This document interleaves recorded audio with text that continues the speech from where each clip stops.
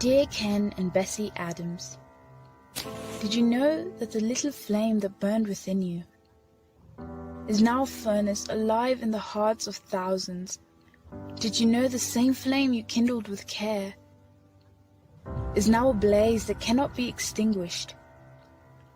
A fire that the Lord ignited and that the Lord is still keeping. It was barely a flicker, a little more than a flash. But look at it now. Through wars, famines, and disease, He has kept us going. 8 decades, over 40 countries, 120 bookstores, millions of books distributed, and thousands of missionaries later, the vision is still alive.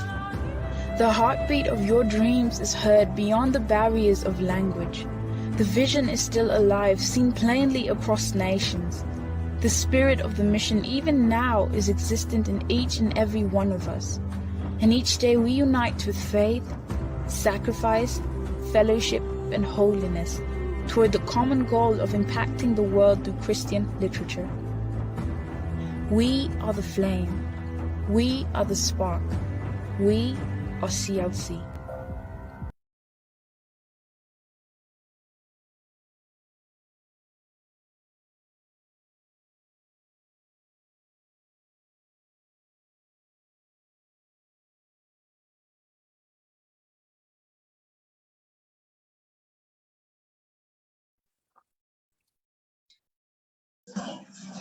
Okay. Hola, ¿cómo están? Muy buenas tardes. Le queremos dar la bienvenida a este espacio. Estamos en un conversatorio. En esta oportunidad tenemos a un invitado especial que es el pastor Marcos Melo. Estamos con varias personas también que se han reunido a través de la conexión Zoom que tenemos. Para los que quieren participar todavía a través de esa conexión pueden hacerlo ingresando también, accesando en el link que tenemos en Facebook. Así que un saludo a las personas que nos están viendo también a través de ese medio. Y damos la bienvenida también a cada una de las personas que se han podido conectar, lindos hermanos y hermanas, ¿no es cierto?, que están conectándose en este momento a través también de la señal de Zoom. Como le decíamos, bueno, somos Centro de Literatura Cristiana del Perú. Como decimos, nuestra misión es hacer disponible la literatura cristiana para que las personas puedan crecer en la fe y en la madurez en el Señor Jesucristo. Ya estamos acá en Perú desde el 2019, partió el ministerio 2019, diciembre de 2019, justo antes de la pandemia, así que pasamos la pandemia ahí, llegando marzo, abril, y después, bueno, el Señor nos tenía preparado aquello, y gracias al Señor nos protegió, nos guardó, y entendemos también que Dios cuidó también de mucha gente, ¿no es cierto?, para poder también seguir avanzando en todo el proceso también, el desarrollo. Como ministerio estamos presentes a través de 3 librerías físicas que estamos en Lima, Huánuco y Trujillo, nuestra tienda virtual también, www.clcperú.com, y también nuestro ministerio móvil, con el cual a través de un vehículo estamos recorriendo también distintos lugares del país. Así que pedimos oración también por nuestro ministerio para que podamos seguir desarrollando la labor que el Señor nos ha encomendado. Como les decía, estamos con el pastor Marco Melo, un invitado especial también a este conversatorio sobre interpretando las escrituras desde la perspectiva bíblica. Bienvenido, pastor Marco, ¿cómo está usted? Hola, hermano Cristian, un gusto de saludarles. Para mí es un honor estar con ustedes y conocer ya a nuestro hermano Josué Palacio, que es el que está haciendo posible que esta transmisión salga de la mejor manera. Yo soy muy poco entendido en computación, pero Dios siempre coloca a las personas idóneas para esto. Y bueno, decirle de que gracias al Señor, a mi hermano Cristian le conozco ya más de casi 30 años, y es un hombre de un tremendo testimonio, un hombre que el Señor, que ama mucho al Señor y que está junto a su esposa Marlene y a sus hijas sirviendo al Señor. Y tuve la oportunidad hace muchos años atrás, años mozos como dirían, trabajar también en Cruzada de Literatura Cristiana, apoyando a el ministerio en Iquique, en su momento en Valparaíso y también en Talca. Así que de algún modo no solo la literatura nos ha unido, sino que también el poder trabajar y haber hecho colportaje. Antiguamente se le llamaba así, no sé si todavía siguen usando ese término, pero Todavía se le llama así, todavía todavía sigue se le siendo llama así.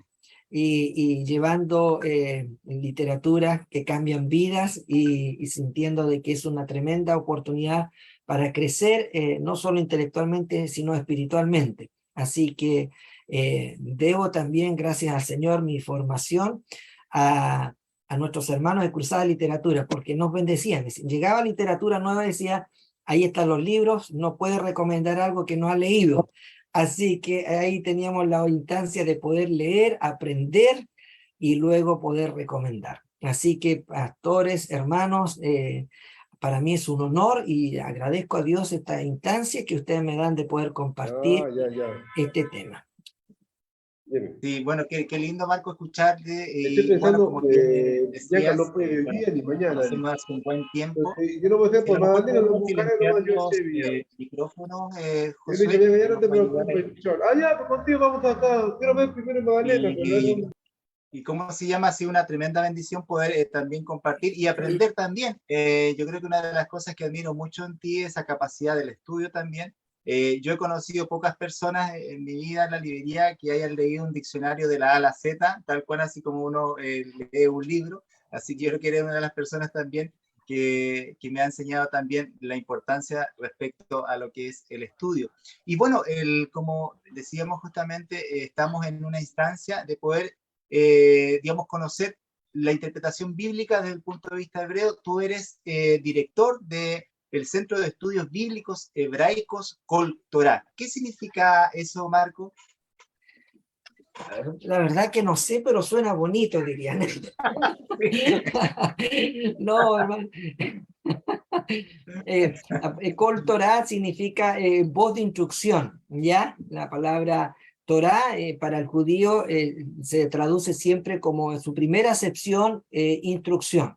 Luego la palabra Torah se fue traduciendo al griego nomos y de ahí se le dio el carácter de ley, de norma, pero para ellos la palabra Torah, del verbo yarar, es principalmente instrucción, ¿ya? Y Kol es la palabra voz. Entonces, a partir de esa idea de que Dios siempre le habló a Israel, oirás mi voz, ¿ya? Y no te apartarás ni a diestra ni a siniestra. Entonces, el oír la voz es oír la instrucción de Dios. De ahí viene el término Kol Torah. Oye, sí, bueno, es lindo escuchar el tema respecto a lo que es la parte hebrea. Y bueno, uno sabe que lo que nos separa, por así decirlo, de profundizar el texto bíblico son tres elementos que, digamos, son conocidos, ¿no es cierto? Uno de ellos es que la Biblia fue escrita en un idioma totalmente distinto al nuestro. Lo otro, la Biblia fue escrita en otra cultura. Y lo otro, la Biblia fue escrita hace más de 2000 años. Entonces, son tres elementos que de una otra forma nos tienen que hacer viajar un poco hacia el pasado para conocer la correcta interpretación bíblica. Y bueno, como tú bien dijiste y expresaste a través de estos términos, ¿no es cierto? Quizás el conocerlo y el profundizarlo también nos ayuda un poco. Yo siempre pongo el ejemplo de la palabra muela, ¿no? Cuando uno va a la Biblia y lee la palabra muela, uno asocia inmediatamente a la pieza dental, ¿no es cierto? Y cuando uno empieza a estudiar, no tiene nada que ver con eso, ¿no? Claro, sí. Y yo le agregaría, Cristian, otro elemento adicional de que la escritura fue escrita para nosotros, pero no a nosotros. Esa es una expresión que yo aprendí del maestro Rico Cortés, también un hombre que estudia mucho, y él es rabino, en esencia, también tiene el título de rabino, estudió también. Y eso me llamó mucho la atención, que es un texto sagrado que fue escrito para nosotros, pero no fue escrito a nosotros. Por lo tanto, ahí tenemos un detalle que no es menor. Oye, y explícanos un poquito respecto a eso, porque es bien interesante, cómo podemos, cuando tú dices, fue escrito para nosotros, pero no con nosotros, en cuanto a algún texto de la Biblia que a veces lo encontramos tan familiar, tan cercano, pero cuando nos empezamos quizás a introducir un poquito más en el estudio, vemos que parece que nos faltaba un poquito de conocer algo para poder interpretarlo mejor, ¿no? Bueno, en realidad, por ejemplo, cuando tú lees el texto, creo que a primera de Pedro 2, 8, 9 dice, porque vosotros sois nación santa, real sacerdocio, pueblo adquirido por Dios. Entonces nosotros, claro, lo aplicamos en toda su esencia para nosotros. Pero cuando uno lee y toma una de las reglas de la hermenéutica, lo primero que dice es que cuando uno aborda el libro hay que leer la introducción y para quién fue escrito. Y dice apóstol Pedro, escrito, y esto a las tribus expatriadas, a los dispersos en Galacia, en Ponto, Bitinia, Capadocia, y ahí me está diciendo claramente que esa carta le fue escrita a las 10 tribus del norte que estaban dispersas. Y luego cuando uno lee la carta de Santiago, dice, ¿tú crees que Dios es uno? Por ejemplo, está dando por sentado que los que están leyendo la carta de pueblo adquirido por Santiago, dice, le está citando el Shemá, Deuteronomio capítulo 6. ¿Tú crees que Dios es uno? Bien haces. En realidad los demonios también creen y tiemblan. Ahora, ¿por qué el escritor de Santiago da por hecho y cuando dice tú crees y estás seguro que Dios es uno? Uno lee el capítulo 1 de Santiago y dice a las 12 tribus de Israel. La carta está siendo escrita para ellos. Entonces, si yo veo, entiendo que la palabra de Dios es para nosotros, pero no fue escrita directamente a nosotros. Tenían un autor y un destinatario específico, y eso, por ejemplo, me da a entender de que yo aplico y tomo para mi vida en la medida que entiendo que yo he sido injertado en Israel, como dice el apóstol Pablo, que habiendo sido nosotros olivos silvestres, fuimos injertados en el olivo verdadero. Y ahí yo entiendo que es como... Ahí el hermano Eliezer tiene su micrófono prendido, a pedirle que lo pueda silenciar. Sí. Qué interesante. Una de las cosas que nos sorprende bastante también tiene que ver a veces con algunos relatos que uno no le dice, es como fácil de entenderlo, ¿no? Uno lee y, bueno, entender primero una cosa, yo siempre separo esto. Una es entender el mensaje principal de la Biblia, que la Biblia es palabra del Señor y que la salvación es a través de Jesucristo. Esto es lo más claro, ¿no es cierto? Es lo más evidente y lo que salta ahí a la luz. Pero cuando queremos profundizar un poquito más en distintos acontecimientos, ahí requerimos también algunas herramientas. Pero, por ejemplo, cuando uno ve el caso del centurión, siempre me ha llamado la atención el caso de un centurión romano y este centurión, ¿no es cierto?, que, digamos, que parece que era temeroso de Dios y que había algo en particular con él, y uno lo ve, bueno, era parte del ejército simplemente, y al ser romano no tenía nada que ver con Dios, ¿no? Uno puede también hacer eso, porque el tema de ser temeroso también. Claro, bueno, de hecho hay varias cosas que el libro de los Hechos dan cuenta de que Lucas le está escribiendo a una audiencia que es judía, porque cuando tú lees, y quiero solo hacer el paréntesis, la carta de los Hechos de los Apóstoles, ¿ya? Está escrita a Teófilo. Teófilo es un nombre, al parecer, de carácter romano, ¿ya? O latino, bueno, por el nombre Teófilo, amigo de Dios, y nosotros en el mundo cristiano siempre pensamos y creímos que era un alto funcionario romano, pero cuando uno lee y la cultura hebrea se da cuenta de que Teófilo es hijo de Anás, el sumo sacerdote, ¿ya? Entonces la carta de Lucas, ya de los Hechos y el libro de Lucas están escritos a Teófilo, que es el sumo sacerdote, hijo de Anás, ya, y el yerno de Caifás. Entonces, para entender eso, tendríamos que darnos cuenta, partiendo con esa información de que está escrito a un sumo sacerdote judío, es que ahora la referencia es de que Cornelio era temeroso y piadoso. Ya inmediatamente Teófilo era sumo sacerdote, sabía de que ese hombre que estaba ahí no era tan romano, sino que tendría que tener ascendencia israelita y que estaba haciendo el proceso de conversión al judaísmo, y que cuando estás en la etapa casi final, en donde te falta solo la circuncisión y te falta solo el mitvá del bautismo ritual, a todas esas personas se le llamaban temerosos y piadosos de Dios, y además los ubicaba geográficamente dentro de un lugar en la sinagoga, porque obviamente en la sinagoga habían distintos puestos y lugares de honra, ¿ya? Y los temerosos y los piadosos también se ubicaban en un cierto lugar dentro de la sinagoga. Obviamente no en el último lugar, pero tampoco en los primeros asientos. Entonces, nosotros aplicamos y entendíamos que esa idea, buscamos el diccionario y buscamos la palabra piadoso y temeroso y lo entendemos y lo asociamos como una virtud moral cristiana, ¿ya? Pero para todos los efectos, ese es un hebraísmo para situar y decirnos, hey, Cornelio era un prosélito, seguramente israelita, porque si nosotros tomamos en cuenta, dice que era de la compañía de la italiana. Y si era de la compañía de la italiana, significa, hay dos grandes hipótesis. Primero, de que si era la compañía de las italianas, eran soldados romanos venidos de Sefardat, España. Y en España había una comunidad muy importante de judíos, ¿ya? Y por lo tanto, la posibilidad de que al igual como Tito, Timoteo, que eran de madres judías, pero de padres griegos o de padres romanos, ¿ya? Ahora, el título de romano como ciudadano, acuérdese que Pablo era judío, dice que él era fariseo de la tribu de Benjamín, pero también tenía ciudadanía romana. Acuérdese que había más de 150 provincias romanas, y de esas 150 provincias romanas, aquellos hombres... Hay un silencio ahí que me puede ayudar, Josué, por último, para silenciar. Ahí, claro, claro. Entonces, todas las provincias romanas que aceptaban ser provincias y capitales romanas, ciudades romanas, que pudieran tomar hijos y jóvenes para que se enlistaran en el ejército romano, tenían la ciudadanía romana. Por lo tanto, Cornelio podría perfectamente haber sido un israelita, un judío de la diáspora, y que tenía la ciudadanía romana por estar en una provincia romana, pero también por haber sido de ascendencia de su madre judía, ¿ya?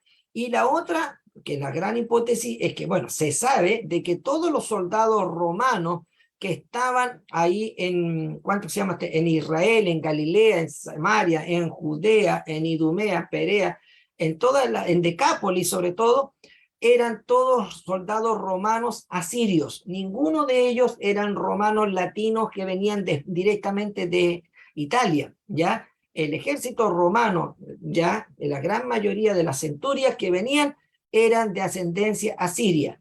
¿Y cuál es la idea de Asiria? Que todas las 10 tribus del norte fueron llevados cautivos a Asiria, ¿ya? Estuvieron en Nínive, ¿ya? Estuvieron en esas ciudades. Por lo tanto, que sea un soldado romano asirio, tiene una gran posibilidad de que ese asirio tenga, para todos los efectos, ascendencia judía. De ahí la razón por la cual él, cuando dice que daba limosna a los pobres, esa es una traducción nuestra, pero eso en el judaísmo se llama sedaká. Y sedaká es parte del cumplimiento de la Torá para ellos, que tiene que ver con la justicia social, la reparación social. Ayudar al pobre, al necesitado, es uno de los mandamientos más importantes en el judaísmo. Por lo tanto, que dice temeroso, piadoso y hacía limosna, está situándolo a él. No es tan romano, es un israelita de la diáspora o de Sefardá, España, o de los asirios que vienen y que se enrolaron en el ejército romano, porque ellos asistían a la sinagoga, hacían limosna, sedacá, y más de ellos también construían sinagoga en favor del pueblo judío. Wow, la verdad es que cuando uno lee el texto, uno dice, ya, para mí me quedó claro con eso, pero creo que en lo que tú estás entregando, bueno, hay una información que en algún momento nos perdimos justamente a veces por no ir profundizando un poquito más. Bueno, recordar a las personas que nos están viendo a través de la señal de Facebook y también a los hermanos que se han estado integrando a través de la plataforma Zoom, que estamos con el pastor Marco Melo. Él es el director del Centro de Estudios Hebreos, Cultura. Y bueno, él nos está compartiendo justamente lo que es la interpretación bíblica desde el punto de vista hebreo, que es tan importante como lo que él mencionaba. Hay detalles que tú dijiste, Marco, respecto al tema de la diáspora, es interesante también. Hay algunos hechos que a veces uno los pasa muy así como ya me lo sé de memoria, ya me lo contaron cuando era pequeño en la escuela dominical y no necesito saber un poquito más. Pero algunos llaman mucho la atención, por ejemplo, el caso de Jesús cuando estaba con la mujer sirofenicia, ¿no? Y la mujer sirofenicia toma una actitud digamos, y hay una expresión que suena un poco fea, por así decirlo, cuando uno lo escucha, perrillos, ¿no? Refiriéndose también al tema de ella de acceder a a ciertas posibilidades, ¿no es cierto?, de acercarse más al Señor. Explícanos un poquito más esa expresión, porque la verdad es que uno la lee en español y no hay cómo uno zafarse de que suena muy, muy feo, ¿no? Ya, mira, me permites darte un ejemplo más para cerrar la idea de que los judíos dispersos y los israelitas de la diáspora estuvieron en todas partes, tanto en el Antiguo como en el Nuevo Testamento. Cuando tú lees el libro de Nehemías en el capítulo 2, dice, sucedió que en el mes de Nisán, en el año veintitantos del rey Artajerjes, que estaba yo sirviendo el vino delante del rey, y el rey le pregunta y dice, oye, ¿por qué tu rostro está triste y mudo? Y dice que se asustó Nehemías. Y bueno, y Elise habla todo. Bueno, es que mi pueblo está en gran angustia y todo lo demás. Y uno ve a un rey Artajerjes medo persa que le dice, bueno, anda y ve por un tiempo, aquí hay cartas, lleva madera, lleva esto, y le da de todo, le da guardias y lo bendice. Hay algunos micros. Ya. Entonces, ¿cómo esto? Bueno, son Dios obrando, moviendo el corazón de Artajerjes. Sí, puede ser, sería una respuesta, pero cuando uno va al libro de Esther, se da cuenta que Mardoqueo le dice a su sobrina hija, que a todo esto Mardoqueo era el sumo sacerdote que había salido de Israel, ya, y había sido también llevado a la diáspora, y él le dice que se presente como candidata a reina. Bueno, la reina Esther se casa y tiene un hijo. ¿Quién cree usted que ese hijo? Artajerjes. Entonces Artajerjes era medo persa, pero también judío. Y por eso cuando Nehemías le cuenta lo que está ocurriendo en Jerusalén, él abre su corazón y le entrega todo. Por eso es que tenemos a un Cornelio, tenemos a un centurión que construye sinagogas al pueblo judío, que aman a la nación de Israel. ¿Por qué? Porque contienen dos nacionalidades. Ahora, tomando la pregunta que tú me estás haciendo, para los judíos existía la expresión gentil. La palabra gentil viene del hebreo goín o goínes. Es una palabra que primeramente en su acepción más estricta en el Antiguo Testamento, cuando se menciona en la profecía de Jacob, que Efraín sería multitud de goín, un melo goín, es decir, multitud de gentiles, para referirse que adoptarían otras nacionalidades, estarían fuera de la nación de Israel, fuera de la ciudadanía de Israel. La palabra gentil, en esencia, es para referirse a alguien que está fuera de la ciudadanía de Israel. La segunda acepción, un gentil, significa alguien que está fuera de pacto, fuera de la alianza. Y por eso que a las 10 tribus del norte se les llamó gentiles. Y el apóstol Pablo iba a los gentiles. ¿Quiénes son estos? Para los judíos, las 10 tribus del norte. Pero luego, a un gentil que está fuera de pacto, puede ser un israelita, o a un gentil pagano que no ama ni cree en el Dios de Israel, a este se le llamaba gentil pagano. Pero la expresión idiomática despectiva para referirse a ese gentil pagano y a ese israelita que se asimiló del todo entre las naciones, le llamaban perros, perrillos, animales inmundos, ¿ya? Entonces, ¿para qué? ¿Por qué? Porque el animal inmundo, de acuerdo al Levítico, es un animal impuro, que está contaminado, que no se puede comer, no se puede digerir. Las 10 tribus del norte estaban impuras y no podían volver a Israel, no podían estar injertadas porque se le había dado carta de divorcio, porque se habían juntado con los gentiles, comían de comida sacrificada a los ídolos, comían cosas que no se les permitía en la Torá y estaban ritualmente impuros. Y por lo tanto, una manera despectiva le llamaban perros. Y esa expresión perro es para decir que cae en el catálogo de gente impura, ¿ya? Gente inmunda, gente que no tiene acceso. Por eso que la visión de Pedro, cuando ve un lienzo que le dice, y él tenía mucha hambre, y mientras le preparaban algo de comer, ve que bajan animales cuadrúpedos, reptiles y todo, animales inmundos.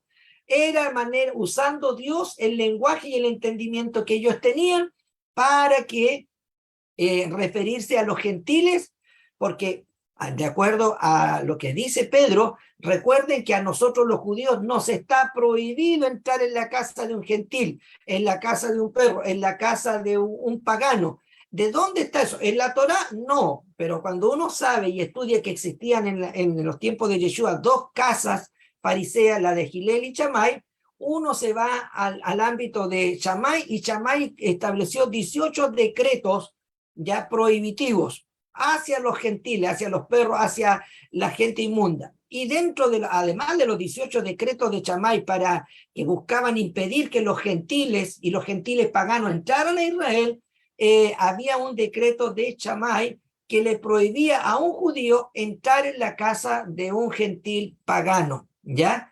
¿Por qué? Porque estaban inmundos, porque estaban contaminados, ¿ya? Y a un soldado romano que tenía que tener el estandarte de la legión a la cual pertenecía, y cada legión también estaba dedicada a los dioses, generalmente al mitraísmo, ¿ya? A Baco, el dios del vino y todo esto.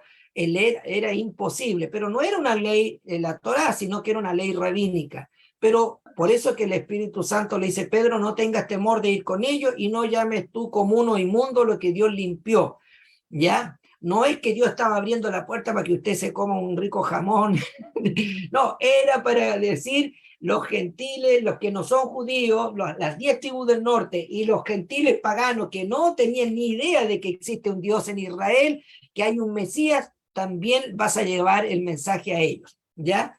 Esa es la idea.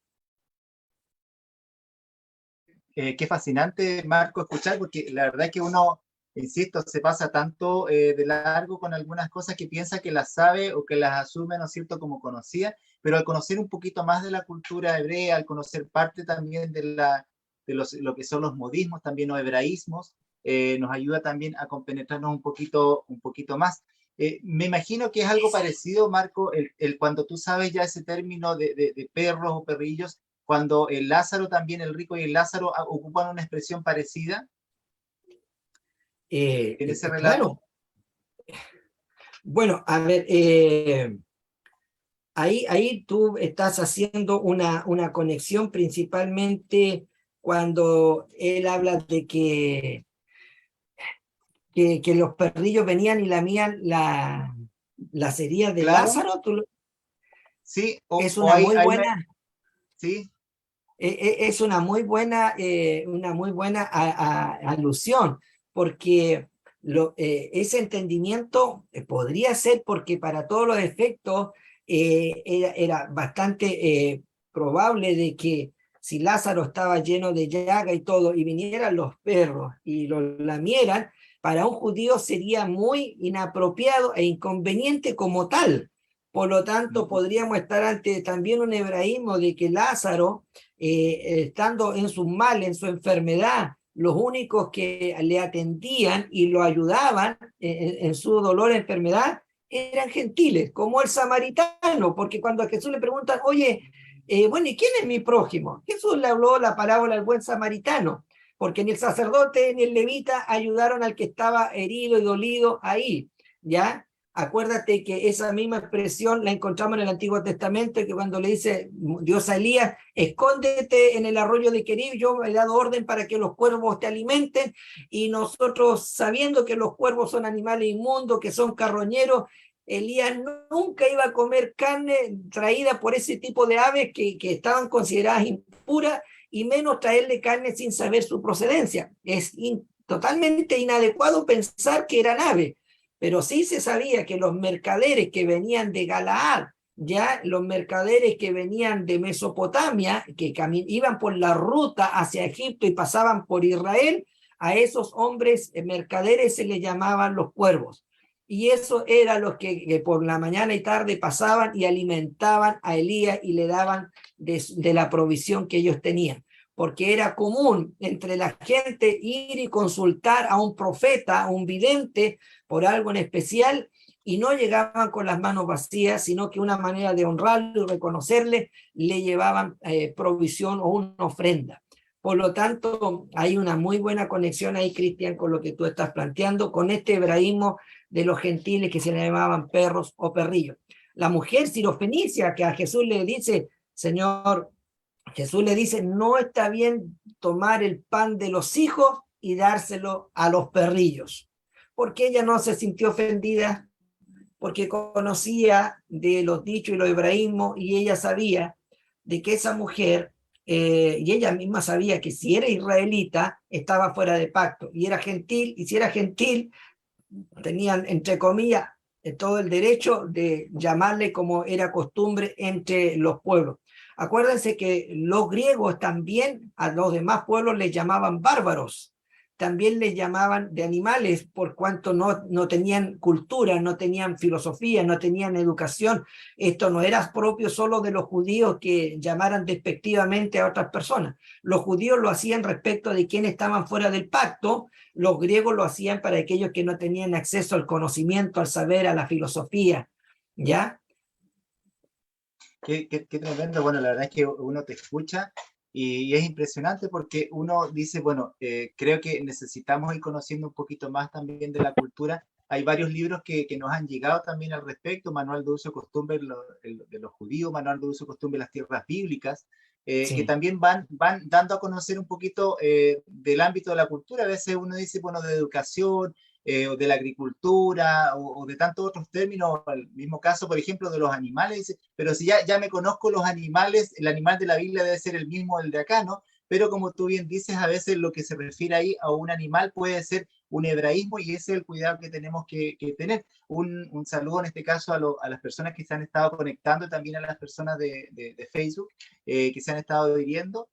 Como Centro de Literatura Cristiana del Perú, estamos junto al pastor Marco Melo, él es el director del Centro de Estudios Bíblicos y Hebraicos Cultural, que ha tenido la gentileza también de estar con nosotros y ir explicándonos un poquito de estos términos y que en cierta forma ya en este ratito, Marco, que hemos estado, yo creo que en lo personal a mí me queda ese gusto de decir, no, yo quiero seguir profundizando, quiero seguir conociendo más del término bíblico.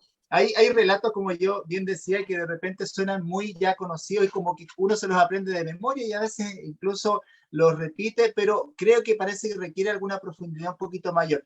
Siempre me ha sorprendido el relato del hijo pródigo, ¿no? Que uno dice que ya me conozco la historia, eran dos hijos, ¿no es cierto? Uno se va, ¿no es cierto?, al mundo, lo que decimos, ¿no es cierto?, se va a la sociedad, se aparta del padre, le pide la herencia, bien, y varias cositas así, después vuelve. ¿Es tan sencillo ese relato, así como uno lo lee? Bueno, de tan sencillo que es, que han habido tantas predicaciones y aplicaciones, porque, a ver, yo me saco el sombrero y doy gracias a Dios porque el Espíritu Santo ha usado este texto, aun cuando nosotros no tenemos la profundidad de saber de qué se trata el relato verdaderamente, pero ha sido la cantidad de hijos pródigos que han regresado a Dios es impresionante. Así que haciendo la aclaración de que es una palabra que a pesar de que nosotros no tenemos el entendimiento de la cultura hebrea, es una riqueza como Dios usa a los pastores para traer de regreso a todos los que alguna vez estuvimos descarriados. Entonces, pero en la cultura hebrea, en la historia del hijo pródigo y quienes escuchaban, entendían perfectamente porque el ambiente y la atmósfera en los tiempos de Yeshua era la manifestación. Acuérdense que, a ver, desde el momento que aparece Juan el Bautista y él dice, he venido a preparar el camino del Señor, él como profeta que venía con el espíritu y el poder de Elías, indicaba el nacimiento del tiempo de la manifestación del Mesías. Y si el Mesías se iba a manifestar, tendría que venir la restauración de Israel, ya tanto la liberación del pueblo judío del Imperio Romano, pero la restauración de las 10 tribus perdidas del norte. Y las dos casas, Judá y Efraín, permanentemente están en la memoria colectiva de la gente, ellos tienen en esto permanentemente. Entonces cuando Jesús habla del hijo mayor, ese Judá, la casa de Judá, el hijo menor, Efraín. ¿Por qué Efraín el menor? Porque él malgastó, se fue su herencia. La herencia para todo judío, su riqueza realmente es la Torá, la ley. ¿Y qué hizo Efraín? Se fue lejos, malgastó todo, perdió la Torá, se mezcló entre las naciones, dejó de servir a Dios, a tal punto que incluso se llegó hasta un hombre, y la idea de apacentar cerdo es la expresión para indicar que se había descarriado del todo, porque imagínense un judío apacentando cerdo y queriendo alimentarse ya de las algarrobas. Entonces, se debe entender de que la parábola del hijo pródigo, mayor es Judá, el menor es Efraín, que tiene que regresar a casa y que él ahora está en una condición en donde dice, yo no puedo ser llamado tu hijo, no soy digno. Esa expresión va más allá de una simple idea. Él sabe que está fuera del pacto porque Jesús también enseñó y él dijo, yo soy la puerta. Y la puerta no es simplemente un lugar de acceso que permite entrar o salir. En la puerta se colocaba la mezuzá.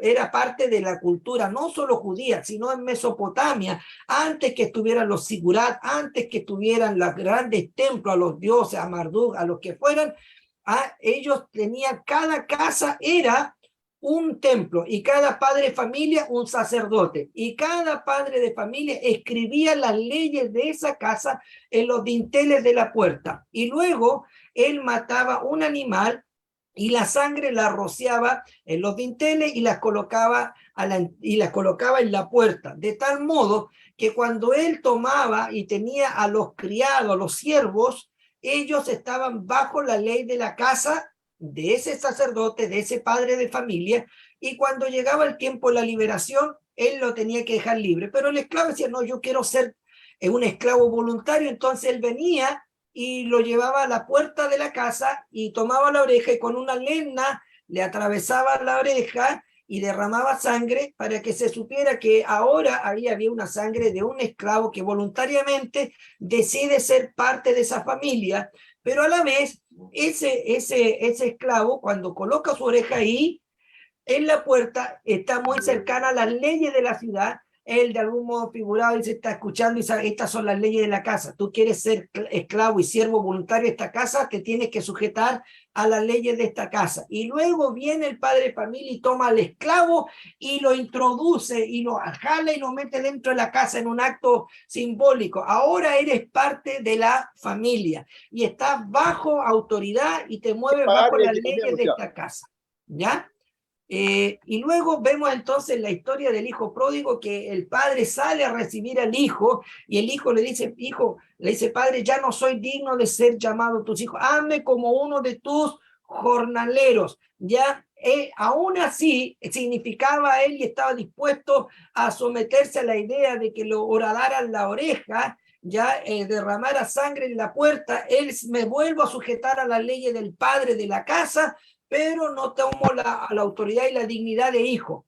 Pero el padre viene y dice, no, mi hijo muerto era, ya ha revivido, ahora hay que hacer fiesta, lo viste, y manda a matar el becerro gordo. Y aquí nos perdimos en el mundo cristiano, porque se ve, aquí hay la media fiesta, ahora vamos a comer de todo, harta carne. No, el becerro gordo se tenía que sacrificar para que el padre, al dar muerte al animal en la puerta de la casa, derramaba sangre. ¿Cuánto se llama? Nuevamente sangre, porque a todo esto, cuando un hijo, alguien no quería ser parte de la casa, debía hacer en este acto real de salir de la casa y en el dintel de la puerta pisar la sangre, pisotear la sangre que estaba en la puerta, que le daba cobertura, que lo hacía parte de la familia. Y cuando él decía, yo me voy de esta casa, no quiero nada, él sale y pisa la sangre que está en la puerta. Entonces, eso está ahí en el libro de Hebreos. Ya hay aquellos que gustaron los poderes venideros y que ahora pisotean la sangre de Cristo. Está diciendo los que salen del pacto, los que salen de la casa, los que no se quieren sujetar a la autoridad del padre de la casa. Entonces, cuando este hijo pródigo salió, pisoteó la sangre y queda fuera, él desecha el pacto, la sangre del pacto, y por lo tanto él sabe que no puede ser hijo porque pisoteó la sangre.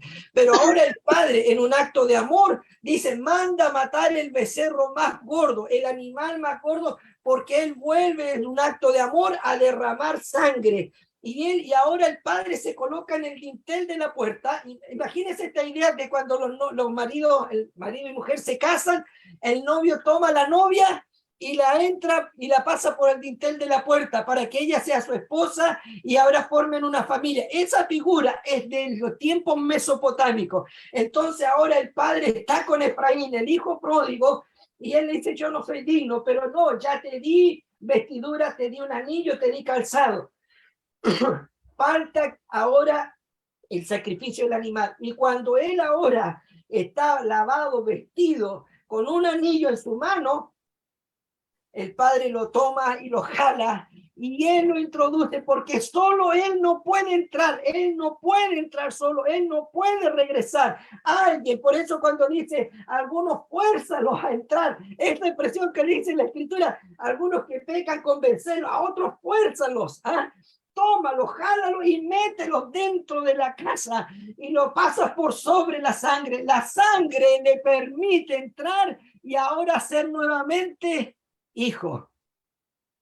El animal no se mataba para comerlo solamente. La sangre era la que habilitaba a ese hijo pródigo a volver a ser hijo. Y luego el cordero se comía para sellar el pacto.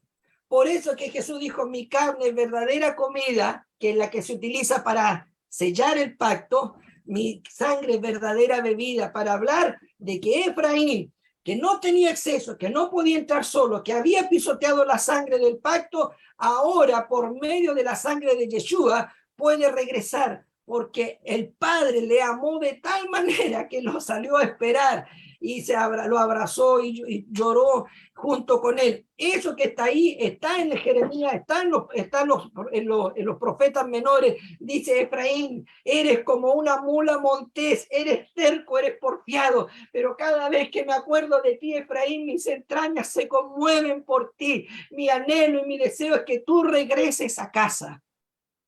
Mientras tanto, Judá estaba afuera mirando y no queriendo entrar, celoso. Y padre, nosotros nunca hemos malgastado, nunca yo he hecho algo y tú nunca me has dado un cabrito siquiera para disfrutar con mis hermanos. ¿Y qué le dice el padre? Hijo, tú siempre has estado conmigo. Judá fue castigado, fue llevado a Babilonia 60 años, pero regresó, reconstruyó el templo, guardaron la Torá, guardaron los mandamientos. ¿Se equivocaron? Claro, como todo hijo. Pero le dice, hijo, todo lo que aquí tengo es tuyo. Todo esto te pertenece a ti. Por eso que en Romanos 3 dice, ¿nos aventaja en algo los judíos? En mucho, dice Pablo, en gran manera. Primero porque a ellos les fue confiada la palabra, porque a ellos les fue confiado el culto, la Torá, la instrucción. Si hay algo que aprender es que a ellos les fue confiado esto. El hijo mayor le dice, el padre, todo esto que está aquí en la casa es tuyo. Qué tremendo, Marco. Realmente cuando uno escucha el texto, yo te digo ahora, cuando vuelva a leer la historia del hijo pródigo, obviamente ya uno no la va a volver a leer de la misma manera, incluso más, o sea, va a tratar de entender esa profundidad. Y como bien tú decías, aún así, dentro del desconocimiento que uno pueda tener en muchos aspectos, y Dios ha usado también a muchos pastores, a muchos ministros también, a muchos evangelistas usando esa parábola, pero cuando uno te escucha y uno empieza a entender la profundidad, o sea, no hay cómo, Marcos, entender, no hay cómo dejar de entender la misericordia, el amor que Dios ha tenido para con nuestra vida y para poder alcanzarnos, ¿no es cierto? Y para usar también estas figuras que la usaba dentro del medio conocido, ¿no es cierto? Y que ellos podían entender la profundidad. Y ahora nosotros que estamos escuchándote a ti, con esos quizás miradas, con que esas personas en ese tiempo podían entenderlo, podemos ver cuánto es el amor de Dios para con nuestra vida y cuánto es la expresión y cuánto es lo que Dios usa, ¿no? El texto bíblico desde Génesis a Apocalipsis con una integridad tal de que cuando está enfrente del relato uno tiene la posibilidad de profundizar aquello. Queremos darle las gracias a las personas que se han estado conectando, a los que están conectados ya, para poder escuchar justamente este conversatorio respecto a lo que es la cultura hebrea, la importancia de la cultura hebrea. Estamos como Centro de Literatura Cristiana del Perú, junto al pastor Marco Melo, que es el director del Centro de Estudios Bíblicos y Hebraicos Col Torá. Yo sé, Marco, que ustedes tienen un programa también para poder trabajar y entender un poco cómo ir conociendo parte de esta cultura, cómo ir conociendo la profundidad, ¿no es cierto?, de lo que tú estás transmitiendo. No sé si tú tienes algo como preparado como para poderlo compartir en relación a eso o explicarnos un poquito de lo que ustedes trabajan también respecto a ello. Sí, bueno, mira, no sé si me permite dar una explicación a una hermana que escribió ahí Sí, en por el Facebook, supuesto, por supuesto. que habla Sí, sobre sí. las odres, ¿sí? No sé si viste, si, dice si podemos explicar qué es lo que son. Cuando Jesús habla que No, por dice que supuesto. nadie pone vino nuevo en odres viejos, porque si uno pone el vino nuevo en un odre viejo, este se rompe y se pierde el odre y se pierde el vino. Todos ponen vino nuevo en odre nuevo. Entonces, la explicación que nosotros tenemos que ver y venir de la mano, antes de centrarnos en la palabra odres y lo que esto es, tenemos que centrarnos en la palabra nuevo. En la palabra nuevo nosotros tendríamos que entender de que si la palabra nuevo en hebreo, que es lo que me interesa a mí, que fue escrito en hebreo, fue hablado en hebreo y después se escribió en griego, la palabra es Jodesh, ¿ya? Y la palabra Jodesh significa nuevo, y puede ser nuevo de novedad, de esencia, de forma, de sustancia, pero también se usa la misma palabra Jodesh para hablar de nuevo como algo que ha sido restaurado, algo que ha sido renovado, algo que ha sido reparado. En la expresión chilena dice quedó como nuevo, quedó pero impecable, quedó nuevo. Pero todos saben, y en el contexto de quien puede estar viendo, dice, no, esto no está nuevo, lo repararon, lo arreglaron, le dieron una manito de gato, como decimos en Chile, y quedó nuevo. Entonces, los griegos también usan tres palabras para referirse a nuevo. Una de ellas es neos, y aparece en la Septuaginta, la palabra neo, y es para referirse a nuevo en esencia, en sustancia, novedad, diferente, forma y fondo. ¿Ya? Esa es la palabra exclusiva que generalmente se usa en la Septuaginta para referirse a nuevo. Pero cuando se quiere referir a algo que es nuevo, quizás no en fondo, sino en forma, nuevo como algo que también ha sido reparado, algo que es nuevo, pero por causa de que fue restaurado como el diseño original, se usa la palabra kainos y la palabra lenovo.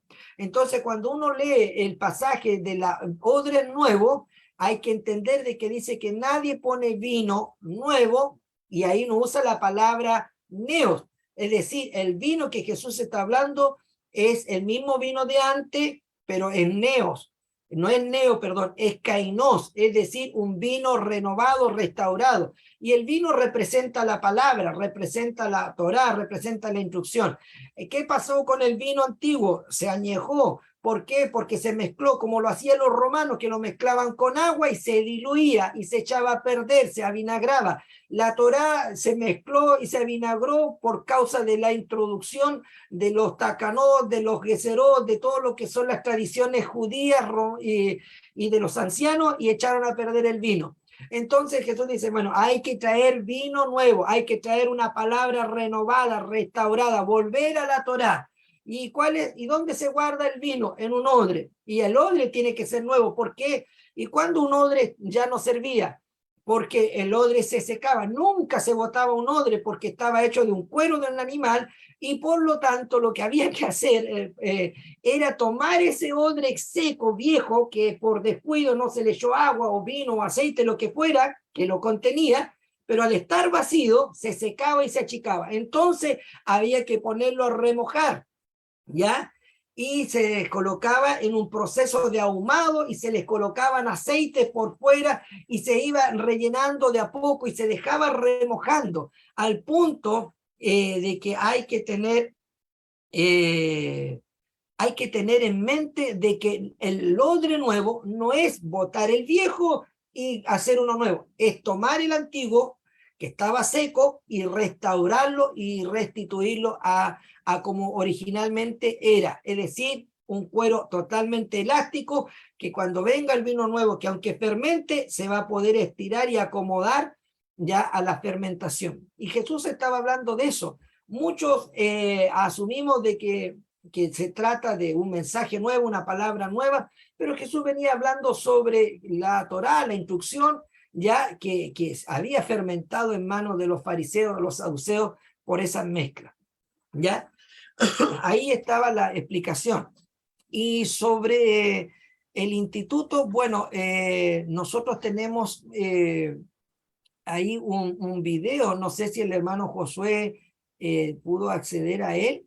Si lo tienes por ahí, Josué, si hay alguna consulta también, ahí tenemos personas, como tenemos Sí, personas conectadas en la plataforma Zoom.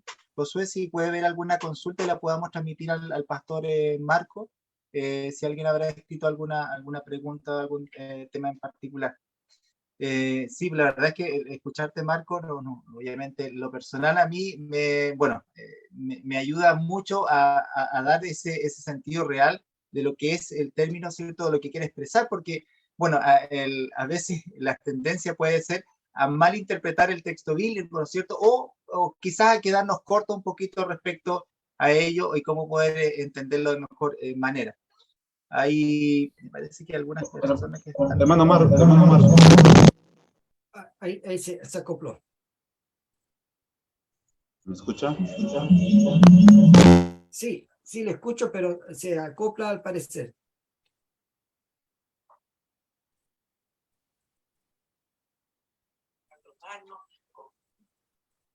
Quizás, Marco, mientras a lo mejor nos puedes hacer la explicación respecto al instituto, y ahí mientras el hermano que quería hacer una consulta puede retomar. ¿Cómo es el instituto? ¿Cómo trabaja el instituto? ¿Cómo funciona? Explícanos un poquito el programa que tiene el instituto, el Centro de Estudios Bíblicos y Hebraicos Kol Torah. Sí, bueno, el Centro de Estudios Hebraicos Kol Torah funciona las clases los días viernes y los días domingos de las 20:30 hasta las 22:30. Nosotros hacemos clases así como se hace ahora a través de la plataforma de Zoom. Hermano Josué, acabo de enviarle a su WhatsApp el video promocional de todo lo que se enseña en Evangelios Sinópticos. Excelente, José. Si nos puede ayudar cuando esté listo el video, a lo mejor Ahí nos podemos también avisa. colocar el video.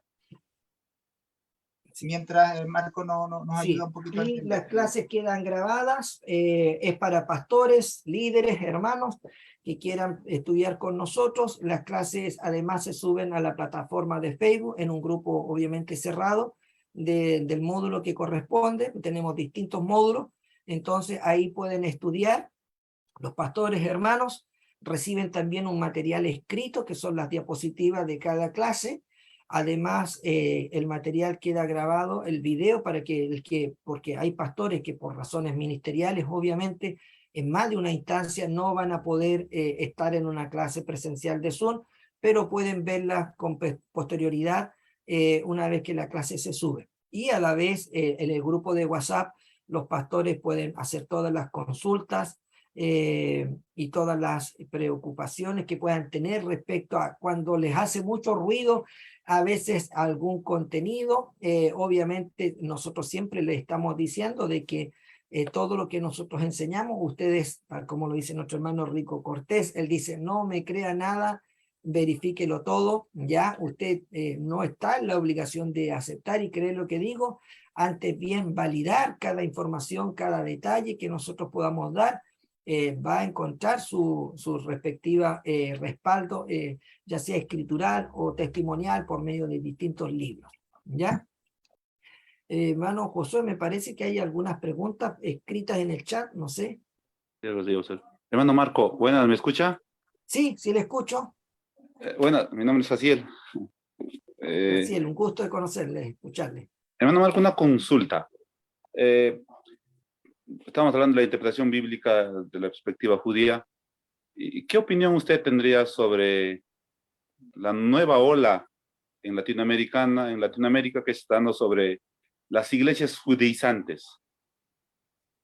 Se está viendo mucho iglesias judaizantes hoy en día en América que ya quieren tomar las formas judías en sus... Se le quedó en silencio su micrófono. No, hablaba el hermano sobre las iglesias judaizantes, más que nada eso. Dice que Estaba hay hablando sobre, por ahí un movimiento. sobre esa nueva ola que se está saliendo en América Latina, sobre las iglesias judaizantes, ¿no? Sí, Que las iglesias hoy día se están tomando en su liturgia las costumbres judías para sus cultos. ya. Bueno, yo creo, hermano Jaciel, o pastor, no sé si, pero hermano, bueno, todos somos hermanos también en la fe. Es importante que cuando yo voy a dar una respuesta a este tipo de preguntas, es definir lo que es judaizante, ¿ya? Porque nosotros, desde la perspectiva hebrea, sabemos que existen dos definiciones para referirse a una iglesia judaizante. Un concepto de judaizante viene de una línea interpretativa que nace desde los tiempos antiguos y específicamente de Roma, a partir de una iglesia cristiana que se separa de sus ancestros y padres judíos, y luego a través ¿cuánto se llama del concilio de Nicea comienzan a separarse totalmente y nace un concepto de judaizante, ¿ya? Y luego nosotros tenemos de mano de los judíos un término que ellos acopian y define judaizante. Resulta ser de que cuando los mismos judíos ven lo que están haciendo estas iglesias, ellos nunca dicen que son judaizantes, y eso llama mucho la atención, hermano Jaciel, de que un judío que ve a los cristianos con talí, porque no sé qué prácticas específicas son las que usted está considerando como judaizantes, porque resulta de que un judío cuando ve a un gentil pagano, ve a un cristiano que se coloca talit, para él no es judaizar. Un cristiano que usa una kipá, para él no es judaizar, por el contrario. De hecho, a mí cuando yo recibo invitaciones de la Embajada de Israel en Chile, recibo invitaciones de la comunidad judía, de la sinagoga, yo no puedo entrar a una sinagoga si yo no uso una kipá. De hecho, las primeras veces, como yo no sabía y no entendía, me pasaban kipás que tenían ellos disponibles. Luego me compré la mía, porque para ellos, por respeto, por protocolo y por consideración al culto y a la fe como ellos lo practican, yo debo usar kipá. Y a pesar de que yo estoy dentro de la sinagoga, me puse una kipá, incluso participé del Shabbat con ellos, ellos nunca han dicho que yo soy un judaizante, ¿ya? Porque para ellos la idea de judaizar, primero está prohibido en la ley rabínica, y de acuerdo a la enseñanza del Talmud y la tradición rabínica, ellos no pueden judaizar. Y de hecho Jesús le criticó a los fariseos, dice, ay de ustedes que recorren cielo, mar y tierra para hacer un prosélito, y una vez que lo han hecho prosélito, lo hacen 2 veces más hijo del infierno que lo que ellos son. ¿Por qué? Porque el concepto de judaizante significa hacer la conversión al judaísmo, y para hacer la conversión al judaísmo tienes que negar a Jesús, en esencia, tienes que cambiarte el nombre, tienes que circuncidarte, y tienes que abrazar la nacionalidad judía. De hecho, tiene incluso hasta pasaporte como acceso para entrar a Israel. De hecho, para las personas que se declaran judíos y que hacen aliyá, que retornan a Israel, viene de la mano con un pasaporte o una autorización de migración del rabinato, ¿ya? Que define a un judío como alguien que tiene padre o madre judío o que ha hecho la conversión al judaísmo. Y esto es judaizar, ¿ya? Ahora, si un cristiano en la iglesia toca el shofar, el judío le dice, tenga cuidado porque el shofar no se toca todos los días ni en cualquier hora, hay días y horas. Él nunca se siente ni ofendido, ni dice, te está judaizando. Es más, mire, yo al hermano Jaciel o los que están ahí, si en algún momento pueden levantar su mano para decir, mire, ¿cuántos de nosotros aquí, hagamos un ejercicio, cuántos de nosotros oramos por los enfermos y los ungimos con aceite? Ahí ya uno levantó la mano, al 2, yo levanto por mí, ahí, ya. Eso es judío, eso es una práctica judía. ¿Cuántos de nosotros pasamos ofrenda y recibimos diezmos? Eso es judío. ¿Cuántos de nosotros creemos en los ángeles, que existe vida eterna, ángeles y demonios? Eso es judío. Esa es doctrina judía y específicamente de los fariseos. ¿Cuántos de nosotros tenemos a lo mejor un arca para recibir la ofrenda? Recibimos la ofrenda en un arca. Eso es judío. Bueno, hay iglesias que ungen ancianos, ungen diáconos. ¿Hay alguna iglesia que hace eso? Por favor, marque, porque hagamos, ya. Bueno, esas son prácticas judías. Hay iglesias que danzan, tanto pentecostales, modernos, antiguos, y tocan pandero. No sé si su iglesia alguna vez, o iglesias pentecostales, tenían grupos de panderetistas. Todo eso es judío, es parte del culto judío. Entonces, me da la impresión de que no es tan moderno y no es tan de ahora las prácticas judías, porque toda nuestra fe, nuestras enseñanzas, de las 27 libros que hay en el Nuevo Testamento, hermano Cristian, corríjame, 17 son escritos del apóstol Pablo, un rabino judío fariseo de la casa de Gilel. Por lo tanto, la doctrina que nosotros definimos cristiana no es otra cosa que una doctrina judía bajo la lupa y la interpretación de un rabino fariseo de la casa de Gilel.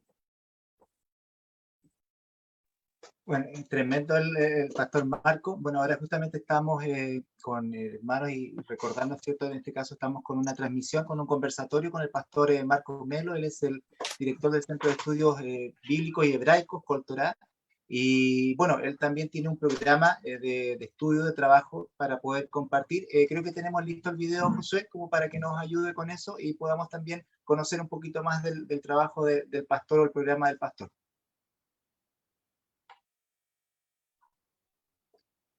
Por ahí nos vamos a ir.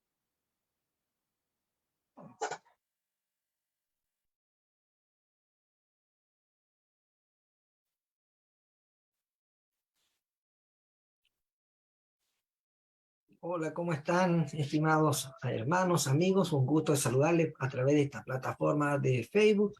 Estamos acá con el propósito de poder compartir con ustedes en este tiempo de poder promocionar todo lo que es la plataforma del Centro de Estudios Bíblicos y Hebraicos, Kol Torah. Les queremos invitar para que se puedan unir, pastores, hermanos, amigos, de todos aquellos que quieran estudiar las escrituras. Estaremos impartiendo un curso ahora.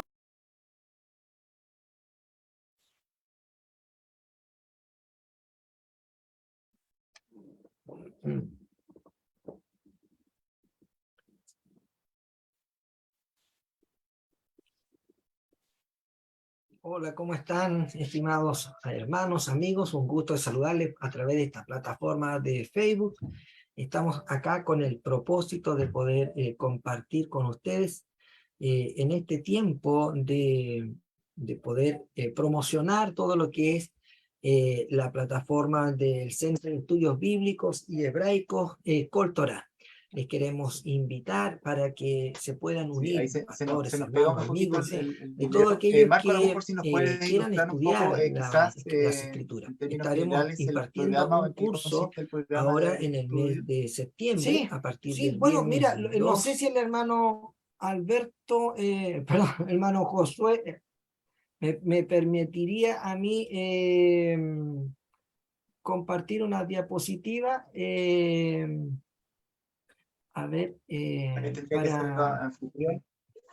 sí, porque él está de anfitrión, entonces ahí tengo, ¿cuánto se llama la posibilidad de mostrar, ¿sí?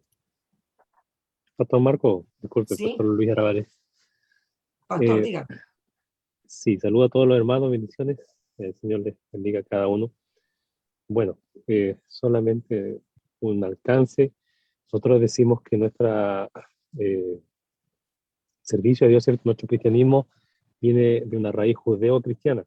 Ojo con eso, porque hay que entender de que cuando nosotros decimos que somos cristianos, obviamente descendemos de la base de judeo-cristiana. Eso es lo que se sabe y se enseña. Y bueno, sé que hay varias preguntas que están ahí por otro lado, que están abajo, ¿cierto? En el chat. Eh, Nosotros tenemos temor muchas veces a conocer las raíces de la Biblia, porque las raíces de la Biblia no son chilenas, ni peruanas, ni colombianas, ¿cierto? No son sudamericanas. Entonces, es como si nosotros quisiéramos estudiar Egipto desde una mirada latina. Es imposible porque hay que conocer el idioma, la cultura, ¿cierto? Y lo que pasó en esa época. Entonces, y yo noto que muchas veces tenemos aprensión de la palabra judío, porque automáticamente se asocia, ¿cierto?, a judaísmo. Entonces, conocer la escritura desde su raíz no tiene que ver con judaísmo como religión, tiene que ver solamente con entender desde el origen, de dónde provienen los textos y de dónde proviene todos los personajes que están en la Biblia. En la Biblia, ¿cierto? Ellos son hebreos y obviamente no son, vuelvo a decir, ni norteamericanos ni europeos, ¿cierto? No, son hebreos.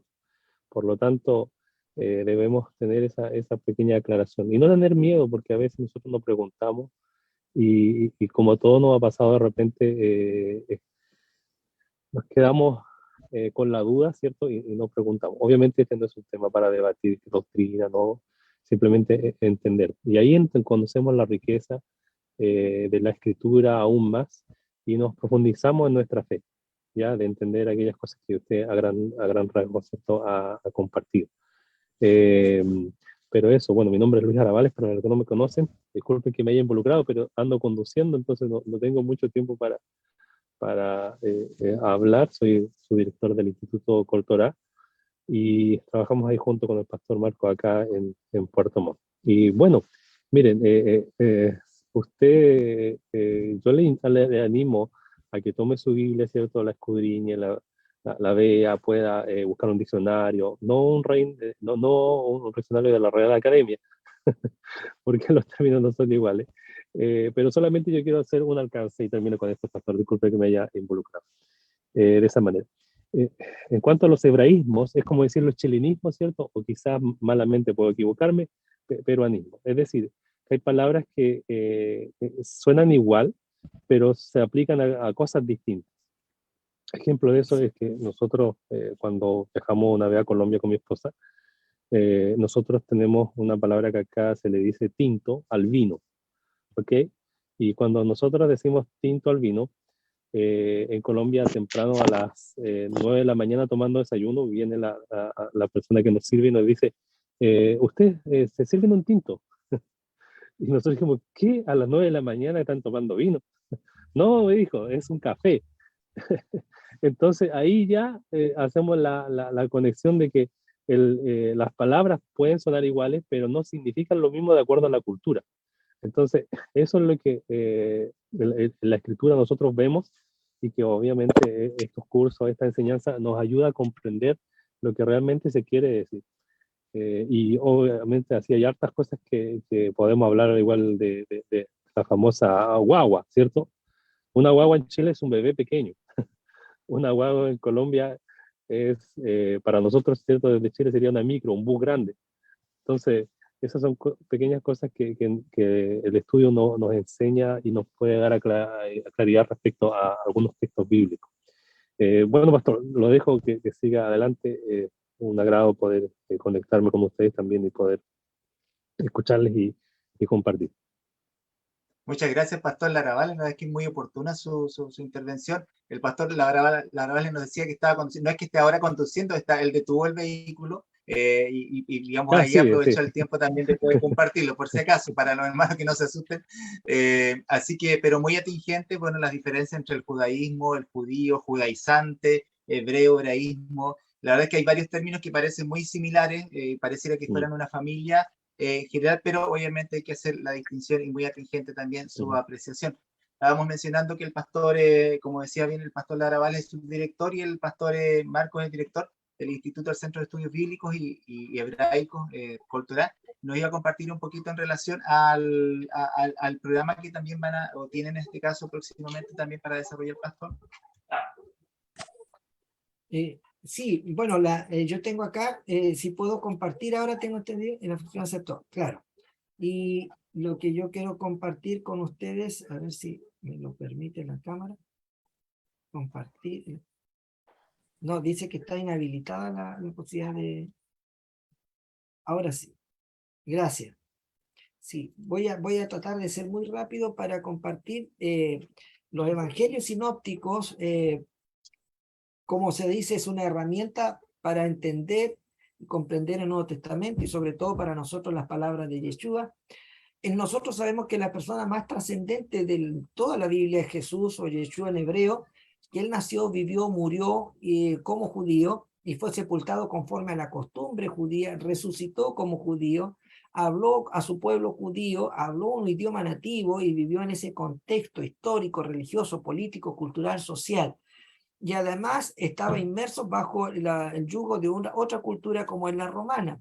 Las normas o reglas básicas de la hermenéutica nos dicen que mientras más cercanos en tiempo, espacio de la cultura de la cual se escribe un idioma, menos traductores, menos intérpretes vamos a necesitar.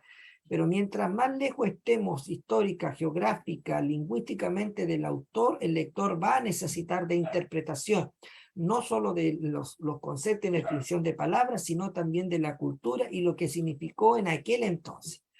Nosotros en el Evangelio Sinóptico vamos a hacer una cronología histórica de los 400 años de silencio, cuando se regresan del exilio babilónico, y en este caso las tribus de Judá, Benjamín y Leví.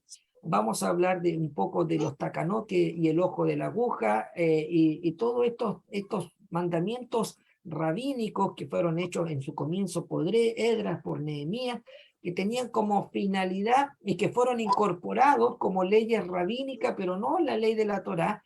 Y eso quizás va a ser la razón por la cual uno dice, oye, pero ¿cómo Jesús está pasando a llevar esta ley rabínica, está pasando a llevar la ley?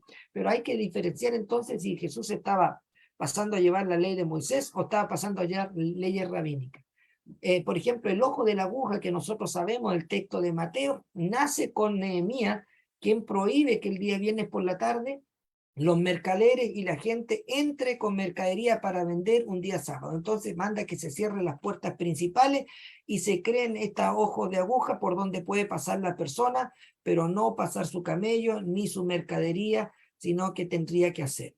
Algo interesante es que también junto con eso nos vamos a dar cuenta que nacen otros mandamientos, como en el caso de Nehemías, que pone, cuando dice no pondrás tropiezo ante un ciego. Entonces Esdras, Nehemías, que tenía mucho temor de volver al exilio, ordena como una ley rabínica que todos los ciegos usen una capa roja, y a partir de eso cuando veían a alguien con capa roja, ese es un ciego.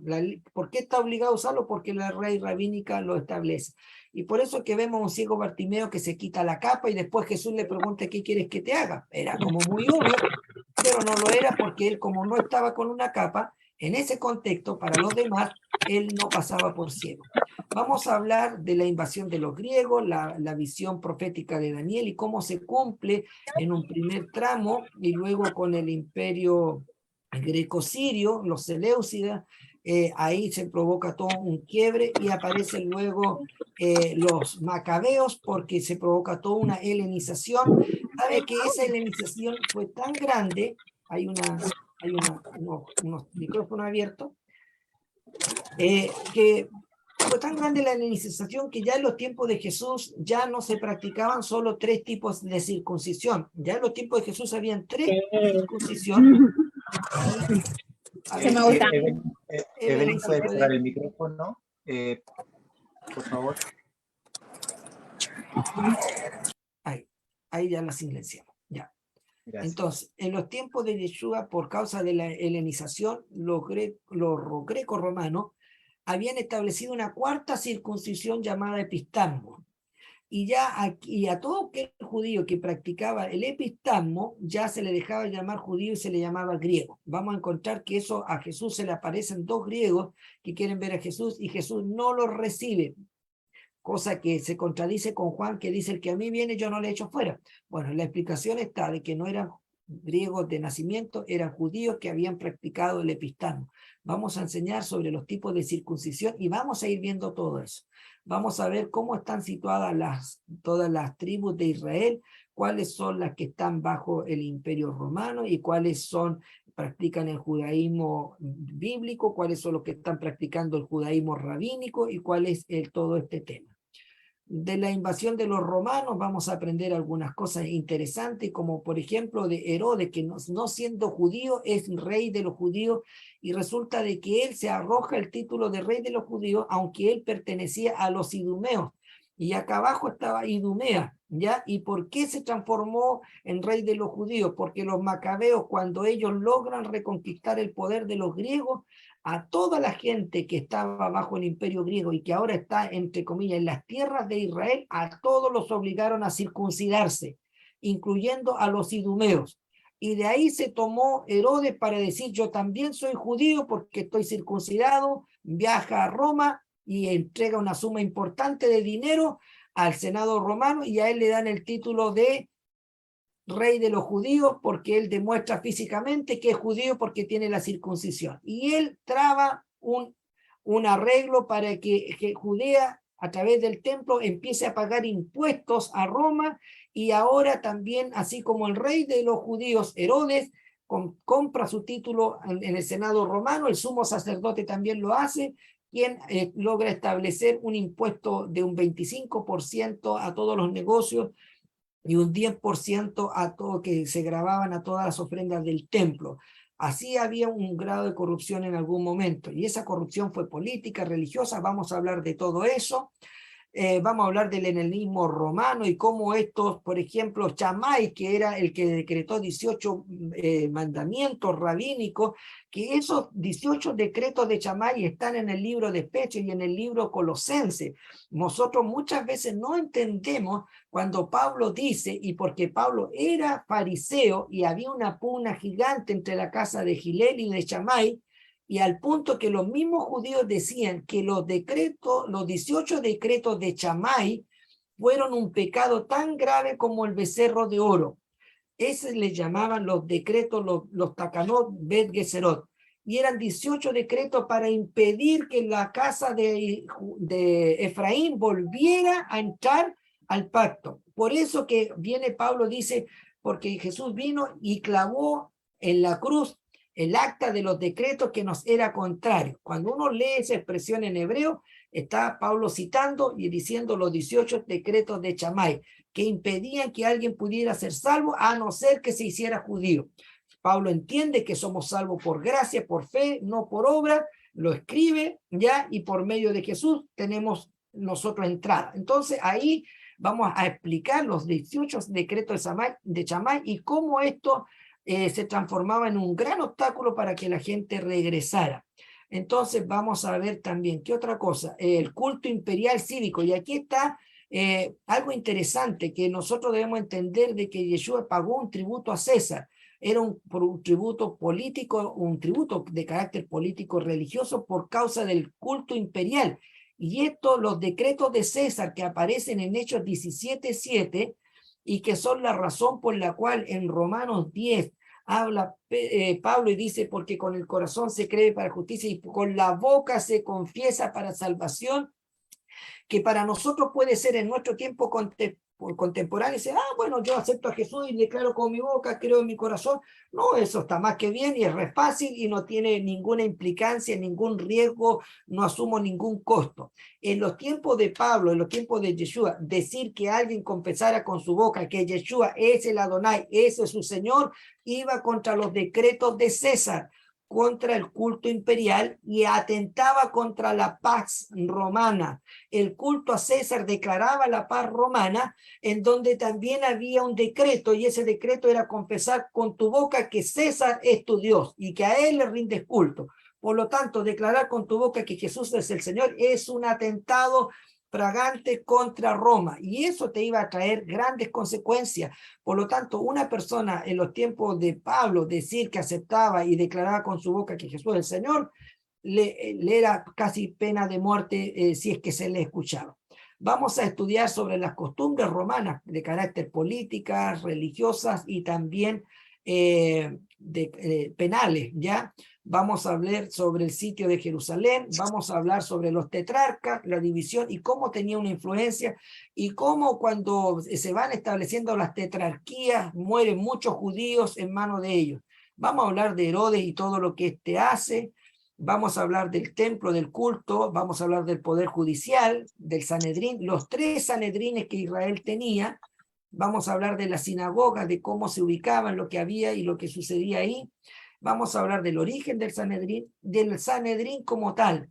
Vamos a hablar de toda la secta judía, los esenios, los saduceos, los escribas, los celotes, los sicarios, los herodianos, los fariseos, que eran 7 tipos de fariseos. Vamos a hablar también de la casa de Gilel, de la casa de Chamay, de los Geserot, de los Tacanó y del judaísmo, de hablar de los distintos tipos de judaísmo, de acuerdo a la misma cultura judía, qué es lo que es judaizar desde la perspectiva romana y qué es lo que es judaizar desde la perspectiva propiamente de los judíos ortodoxos.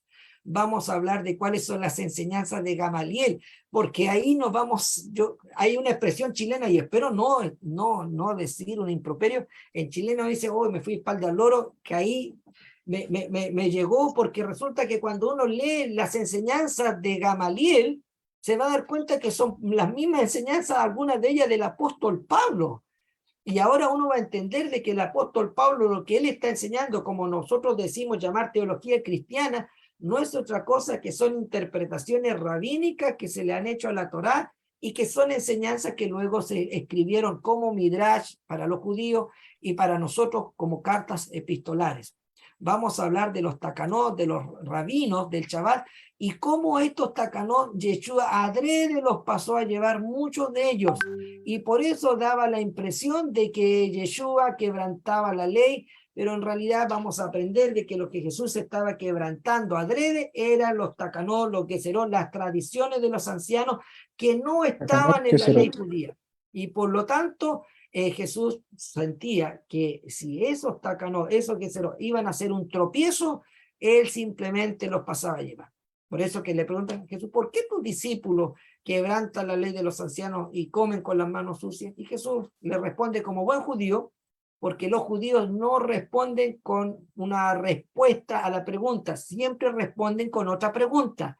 Eso es propio de la cultura judía. Y por eso que vemos a Jesús discutiendo, pareciera discutiendo con todos. No, es la costumbre. Le hacen una pregunta, ¿por qué tus discípulos quebrantan la ley comiendo con las manos sucias, sin lavar? Jesús le dice, ¿y ustedes por qué quebrantan la ley enseñando mandamientos de hombre y tradiciones de hombre como si fuera la ley de Moisés? Y ahí quedó y terminó la conversación, porque ellos sabían que cuando hacían esta oración, Baruch atah Adonai, bendito eres tú, Señor, Rey nuestro del universo, que nos has santificado, dándonos el mandamiento de lavarnos las manos, ellos sabían que esa oración no era correcta, porque Dios nunca les mandó lavarse las manos para comer al pueblo. Sí era un mandamiento para los levitas, para los sacerdotes. Acuérdense que el sacerdote tenía un lavacro en el tabernáculo o en el templo en este caso, y él sí se lavaba las manos, pero eso no aplicaba para el pueblo en general. Entonces Jesús los va a desenmascarar y Jesús, que conoce la ley de Moisés, sabe qué mandamientos son de Moisés y cuáles son mandamientos rabínicos. Por eso es que Dios llama a Pablo, el docto, el hombre más preparado intelectualmente en la Torá, hijo espiritual de Gamaliel, el nieto de Gilel, para que entendamos esto, para que se pueda interpretar y enseñar de la Torá y enseñar y dar una explicación en los textos bíblicos a partir de la doctrina que él profesaba. Para referencia, la teología, la sana doctrina en los tiempos de Jesús y de Pablo venía de la mano de los fariseos de la casa de Gilel. Nunca se reconoció como sana doctrina y una buena doctrina la de los saduceos ni de los escribas, porque los escribas no aceptaban ni los profetas ni los salmos, no creían ni en los ángeles, ni en los demonios, ni en el futuro, ni en el infierno, ni en la vida eterna. Por eso que Dios llama a un Pablo que cree en el Tanaj, los profetas, los Nabín, cree también en los salmos, ¿ya? Y cree en los escritos de Moisés. Ahí hice un resumen, porque Traté de Sí, correr ahí. Pastor Marco, un resumen, digamos, maratónico. Muchas gracias, Pastor Marco, realmente ha sido de mucha bendición. La enseñanza también, la profundidad también con lo que nos comparte. Y bueno, el teléfono que nos comparta ahí a través del Zoom para las personas que están todavía conectadas. Y lo vamos a dejar también ahí puesto en la plataforma de Facebook, también para las personas que quieran contactarse con el Pastor Marcos y así también para poder tener contacto de cómo poder acceder también a estos cursos que se van a estar comenzando ya próximamente. El 4 de septiembre va a comenzar el nuevo curso. Ahí está en pantalla para las personas que nos están viendo en en la plataforma Zoom, y lo vamos también a replicar en la plataforma de Facebook. Queremos agradecerle a todas las personas que se conectaron, que todavía están, en este caso, viéndonos a través de la plataforma de Facebook. Y ahí, bueno, lo vamos a mencionar. Marcos, si quieren. Sí, a ver, dime. Quería hacerte una aclaración, que para los pastores y hermanos que quieren participar de Evangelio Sinóptico 1, las clases parten el viernes 2 de septiembre. El 2. Ya, correcto. El 2. Ahí O sea, les recomendamos el 2. Y los que quieran tomar Evangelio Sinóptico 2, vamos a partir el domingo 11 de septiembre, porque acá en Chile tenemos el plebiscito de salida, por eso que el 4 no vamos a poder emitir la clase. ok, muy buena aclaración. Sí. Excelente. Así que para que puedan contactarse con el Pastor Marco, allí con el teléfono en este caso, y como le digo, lo vamos a dejar también en la plataforma de Facebook. Hemos estado compartiendo como Centro de Literatura Cristiana del Perú. Como bien decía, estamos ubicados en Huánuco, Trujillo y Lima. También para que pueda acercarse a nuestras librerías, también conocer parte del material también que puede ir ayudando a conocer parte de la cultura hebrea, y entre otros, como bien decía el hermano, en relación a diccionarios tan importantes también para el estudio de la Biblia. Muchas gracias a Josué también, que nos estuvo ayudando, nos estuvo colaborando ahí en los controles. Así que el Señor les siga bendiciendo, dando esa gracia especial también.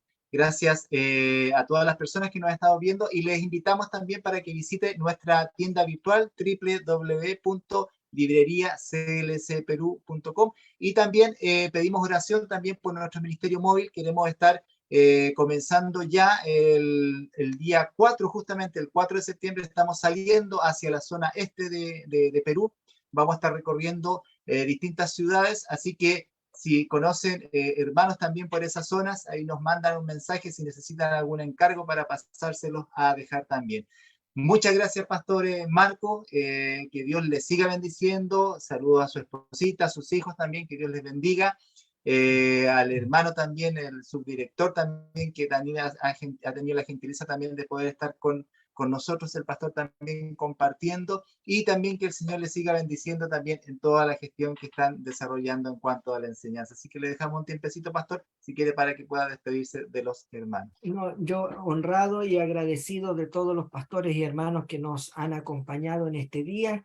Agradecer también enormemente la gestión de nuestro hermano Cristian de Cruzada Literatura Cristiana Perú, y al pastor Luis Aravale, que es el subdirector, un hombre también muy preparado, un hombre que está también estudiando siempre y trabajando con nosotros y haciéndose parte de este proyecto, esta visión de poder y enriquecer la vida y los ministerios de los pastores a través de la luz y el entendimiento que hemos tenido con los años. No estamos judaizando, y cuando estudien con nosotros se van a dar cuenta que hay una diferencia muy grande entre judaizar y a lo mejor seguir usando, y a lo mejor le va a dar hasta más sentido decir, por eso nosotros hacíamos esto, por eso hacíamos esto otro. Y como un pastor un día me dijo, tenga cuidado con judaizar. Yo le dije, y le hice una misma explicación, y me dijo, hoy parece que yo soy más judaizante que usted. Me dijo, practico más cosas y no sabía que todas estas tenían un origen judío. Y tal como hace la explicación el pastor Luis, nuestra fe es judeo-cristiana. Así que agradecidos por esta oportunidad. Para mí ha sido un honor, una honra, y al hermano Josué, que ha sido todo un servidor, muchas gracias por ayudarnos en esto, y a todos los pastores y sus ministerios les bendecimos, les prosperamos y deseamos que el Señor les prospere y les bendiga y les haga crecer en gran manera. Muchas gracias, pastor. Muchas gracias, hermano. Que Dios les siga bendiciendo y nos vemos en una próxima oportunidad. Dios les bendiga. Un abrazo. Muchas gracias.